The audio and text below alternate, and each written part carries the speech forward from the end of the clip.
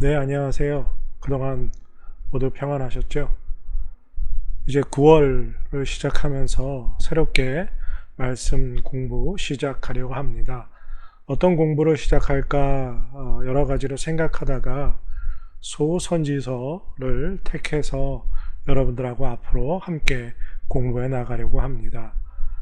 제가 이 소선지서를 선택한 이유는 택함을 받은 이스라엘 백성이 하나님의 말씀에 순종하지 않고 점점 악한 생활을 해가면서 하나님과 멀어지고 우상 숭배를 더 해나감으로 하나님께서 선지자들을 보내서 경고의 메시지 말씀을 보내주시고 또 깨어있고 회개하고 하나님 앞에 돌아오기를 원하셨지만 그 일이 일어나지 않게 되고 결국 오실 메시아 예수 그리스도의 오심을 선포하는 메시지가 선포됐음에도 그들의 삶이 변화되지 않고 예수님께서 오시는 신약의 시대가 열리게 되는 그 마지막 부분을 살펴보는 말씀이라 마지막 때가 가까운 재림의 예수 그리스도를 맞이하는 우리의 삶 속에서 이 소선지서의 예언의 말씀들이 정말 귀한 영적인 은혜가 되고 또 우리가 귀 기울여야 할 말씀이라는 생각을 품고 요번에 소선지서 말씀을 시작하려고 합니다. 우리에게 익숙지 않고 좀 어려운 말씀들도 있고 공부해 나가는 것이 쉽지 않을 수도 있지만 그래도 이 마지막 때의 예언서의 말씀에 귀 기울임으로 하나님 앞에 더욱 가까이 나아가고 특별히 마지막 때를 준비하고 또 예비하는 그런 지혜로운 성도들이 되시기를 바랍니다. 앞으로 꽤 오랜 시간 이 소선지서 성경 공부를 진행해 나갈 텐데요. 오늘은 소선지서를 본격적으로 시작하기에 앞서 구약 성경의 개요 간단하게 내용을 나누고 구분하고 그리고 소선지서에 대해서 이야기를 해볼까 합니다. 여러분들 아시는 것처럼 구약 성경은 39권, 그래서 창세기에서부터 말라기까지 있습니다. 지금 여러분들에게 제가 구약 성경 39권의 책 목록 리스트를 스크린에 띄워드리게 되는데요. 우리가 잘 아는 창세기, 출애굽기, 레위기, 민수기, 여호수아 이런 책들은 시편, 잠언, 욥기 이런 책들은 우리에게 참 익숙합니다. 지금도 기억하는데요.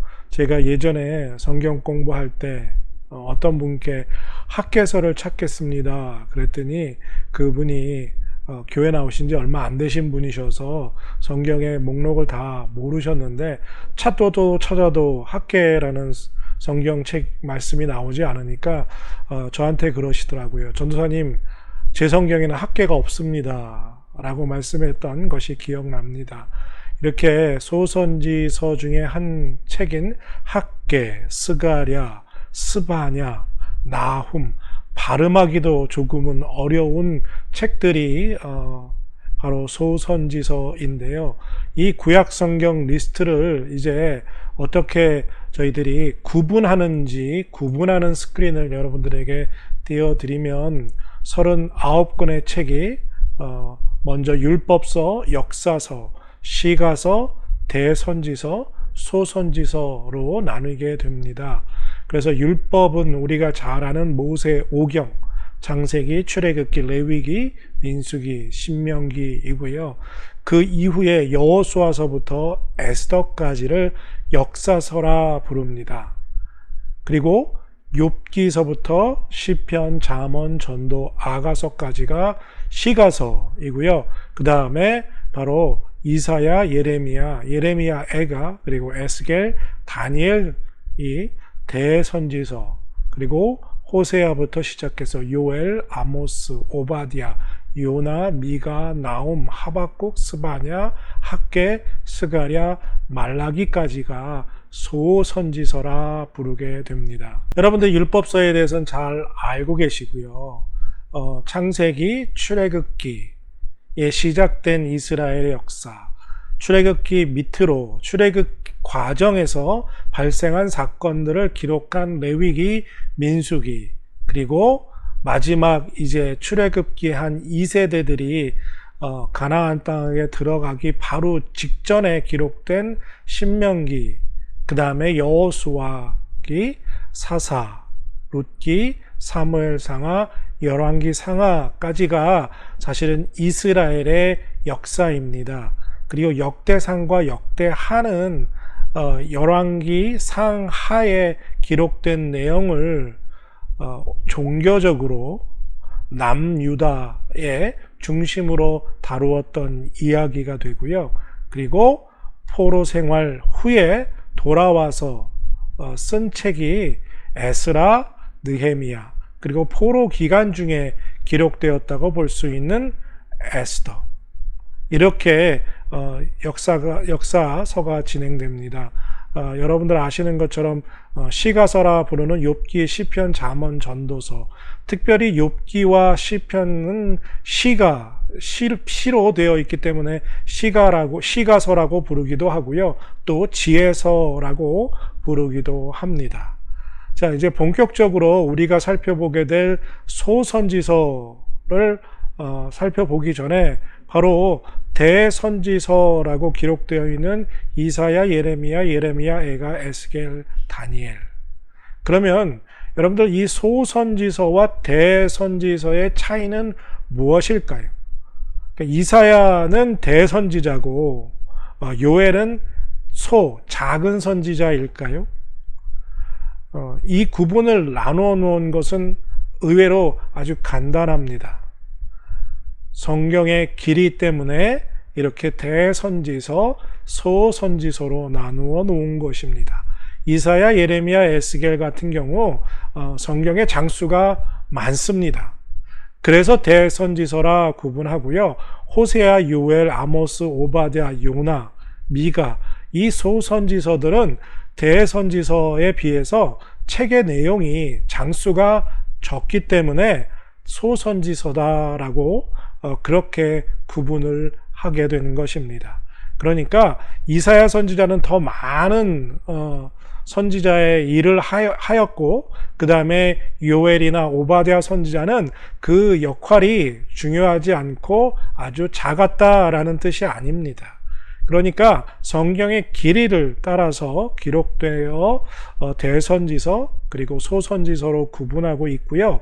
그리고 순서가 이사야, 예레미야, 에가, 에스겔, 다니엘, 그리고 호세아, 요엘 이렇게 흘러가고 있는데요. 이것도 이 시간대가 아닌, 세대별이 아닌 성경 장수의 크기에 따라 나누어 놓은 순서입니다.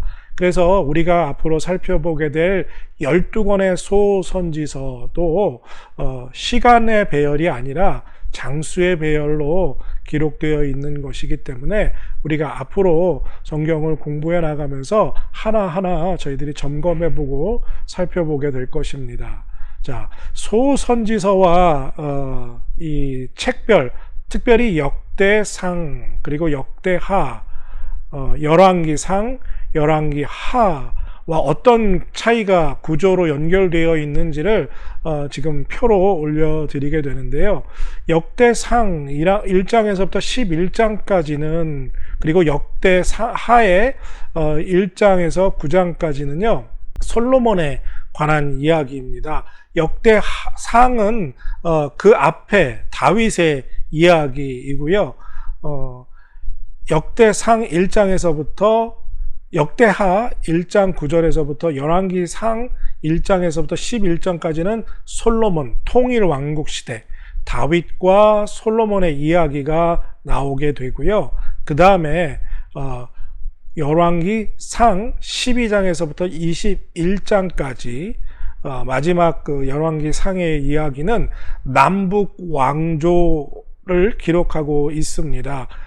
그러니까 솔로몬이 죽고요. 솔로몬의 아들이 왕이 되었지만 그것을 거부한 북이스라엘이 왕조를 나누어서 남과 북으로 이스라엘의 분열 왕국으로 시작되게 됩니다. 이때 이야기가 바로 열왕기상 12장 21절에서 12장에서 21장까지 진행되게 되고요. 그 이야기를 역대하 10장에서 36장까지 설명하게 되는데, 역대하에서는 아까도 말씀드린 것처럼 남유다 왕조에 대해서만 기록하고 있습니다. 이때에 활약했던 소선지서의 선지자들이 바로 호세아, 요엘, 아모스, 오바다, 미가, 나훔입니다. 그리고 마찬가지로 열왕기 하 1장에서부터 17장까지 계속해서 남북 왕조에 대한 이야기가 진행되게 되고, 역대하는 계속해서 남왕조의 이야기가 진행되게 되는데요. 그러니까 열왕기 상 12장에서부터 열왕기 하 17장까지의 이야기는 같은 내용들이 진행됩니다. 그래서 호세아, 요엘, 아모스, 오바댜, 미가, 나훔의 선지자들이 활약하는 시점이 되겠습니다. 그리고 열왕기 하 18장에서 25장까지는 이제 북왕조, 북이스라엘이 아수르에 멸망하고 난 후이거든요. 그때부터는 이제 남왕조의 이야기만 열왕기 하에서도 진행하게 됩니다. 물론 역대하는 계속해서 남왕조 역사만 기록하고 있는 거죠. 역대하는요, 역사적인 관점이라기보다는 종교적인 관점에서 기록한 책이라고 여러분들이 이해하시면 되겠습니다. 나훔과 하박국, 스바냐 선지자가 이때 이제 활약했게 되고요. 그리고 이제 역대하를 끝마치면서 남유다까지 바벨론에 멸망하게 됩니다. 그리고 70년간의 포로기가 찾아오게 되고요. 그 기간 동안에 이제 성경이 기록된 부분들이 나중에 또 다른 부분들이 있고요. 그 포로기 이후에 다시 이제 돌아와서 포로 생활을 마치고 이스라엘에 돌아올 때 기록된 내용들이 바로 에스라 1장에서부터 6장까지의 이야기, 그것이 바로 성전의 재건, 그리고 에스더 7장에서 12장까지가 바로 에스라의 귀환, 그리고 느헤미야 1장에서부터 12장까지가 이 느헤미야의 귀환, 그래서 이 기간 동안에 성전 성벽의 재건의 이야기가 기록되게 되고요. 이때 활약했던 선지자가 바로 학개, 스가랴, 말라기 선지자들이 활동하게 됩니다. 그러니까 열왕기 하가 끝나고요. 70년의 포로 기간 동안에 기록된 역사서는 없고요. 이제 그것을 뛰어넘어서 에스라와 그리고 느헤미야가 이제 그 포로 생활 이후에 기록된 책이라고 할 수 있고요. 포로 기간 동안에 기록된 책 중에 하나가 에스더 여왕의 이야기가 기록된 내용이라고 할 수 있습니다. 이렇게 우리가 열왕기 상과 열왕기 하, 역대하 성경을 읽어나가면서 우리 소선지서를 함께 읽어나갈 때 역사적인 배경과 그 외에 그 주변 상황들을 이해함으로써 선지자가 무엇을 말하려고 했는지 조금 더 구체적으로 알 수 있다는 것. 그래서 여러분들 선지서를 읽을 때 선지서만 읽어서는 이해하기가 어려운 부분들이 있습니다. 왜냐하면 역사적인 배경, 그 뒷이야기를 알아야 하기 때문이고요.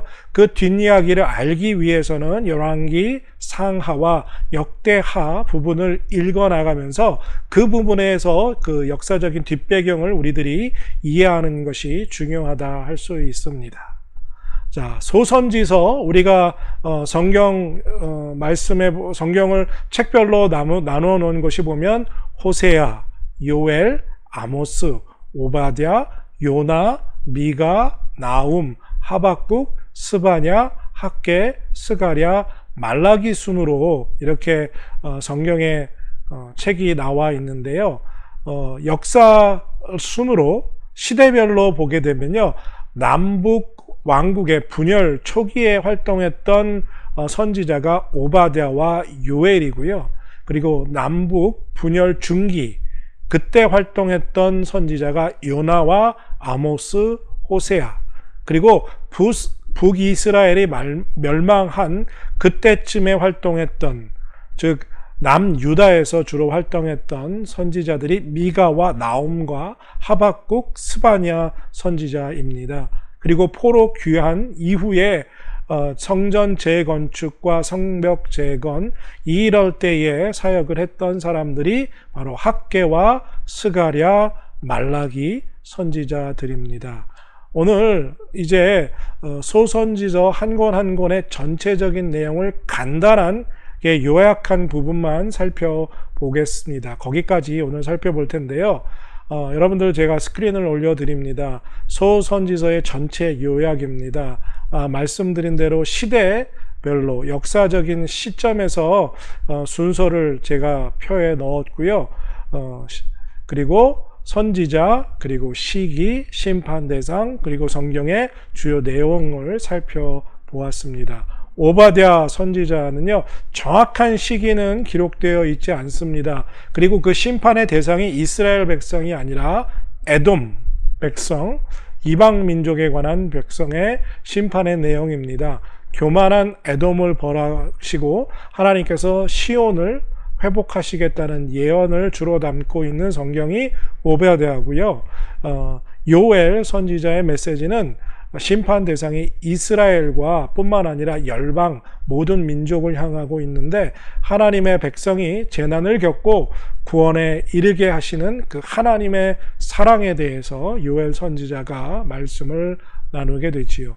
그리고 요나, 우리가 아주 잘 아는 요나 선지자는 그 심판의 대상이 니느웨 성과 니느웨 사람입니다. 이방 민족임에도 불구하고 하나님께서 니느웨도 구원하시는 하나님이시다라는 메시지의 내용을 담고 있지요. 아모스 선지자는 여로보암 때 활동했던 선지자입니다. 그래서 그의 메시지는 심판의 대상이 북왕조에 있고요. 공동체, 하나님을 믿는 택함 받은 공동체의 정의와 공의를 요구하시는 하나님의 말씀입니다. 호세아도 여로보암 때의 시기이고요. 마찬가지로 심판의 대상도 북이스라엘입니다. 하나님을 알 것, 바로 아는 것, 그리고 우상 숭배에 빠진 그 이스라엘을 찾으시는 하나님의 사랑을 고멜이라는 여인을 통해서 호세아 선지자가 그 여인을 아내로 삼고 사랑하는 과정 속에서 하나님의 마음을 호세아에게 하나님이 깨닫게 하시고 말씀을 선포해 주신 그러한 말씀입니다. 미가 선지자는요, 요담과 아하스, 히스기야 왕 때 활동했던 선지자로 심판의 대상이 남북 왕조 양쪽에 대해서 다 대상으로 하고 있고요. 정의와 인자, 그리고 하나님께서 동행하시는 삶을 요구하시는 하나님의 메시지를 담고 있습니다. 그리고요, 나훔 선지자는 니느웨, 아수르를 심판 대상으로 하셔서 하나님께서 니느웨를 벌하시겠다 하신 하나님. 그래서 이 나눔 선지자의 메시지로 바벨론이 망하게, 아수르가 망하는 그러한 예언의 말씀을 담고 있지요. 하박국 선지자는 심판 대상이 남유다, 즉 유다 백성들에게 해당되었고요. 불의를 불평하는 선지자에게 믿음으로 살라 하신 하나님의 메시지가 담겨져 있습니다. 스바냐 선지자는요, 요시야 왕 때, 요시야의 시기에 활동했고요. 그리고 심판의 대상은 바로 온 세상을 말씀하시고, 여호와의 날이 바로 구원의 날이 되리라 하신, 즉 하나님의 심판의 날이 하나님의 사람들에게는 구원의 날이 될 것이다 하신 말씀을 하나님께서 우리에게 스바냐 선지자를 통해서 전해주십니다. 학개 선지자는요, 다리오 왕 2년 때, 즉 그러니까 포로 기간 중에 활동했던 선지자고요. 심판의 대상은 없습니다. 왜냐하면 이미 심판을 받고 있었고 성전을 재건축하는 성전 건축을 격려하시는 하나님의 메시지가 선포되게 됩니다. 그리고 스가랴 선지자도요, 다리오 왕의 2년에서 4년 그때쯤으로 기록되어 있고요. 마찬가지로 심판 대상은 없고 시온의 회복을 약속하시는 하나님. 그리고 말라기도 언제 정확하게 기록되어 있는지 그 시점도 정확히 알 수 없지만 어찌됐든 간에 포로 생활 이후에 기록된 말씀이라는 것은 분명하고요. 그리고 이 말라기 선지자를 마지막으로 이제 잠시 하나님의 메시지가 끝나는 구약 성경의 말씀이 끝나고 잠시 하나님의 말씀이 약 400년 동안 메시지가 전달되지 않는 그런 침묵의 시간이 찾아오게 되지요. 말라기서에는요, 느슨해진 신앙생활을 끄집고 격려하시는 그 하나님의 메시지가 담겨져 있습니다.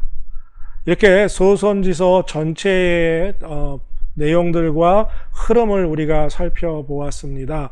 다음 주부터 이제 한 권 한 권 구체적으로 저희들이 살펴볼 텐데요.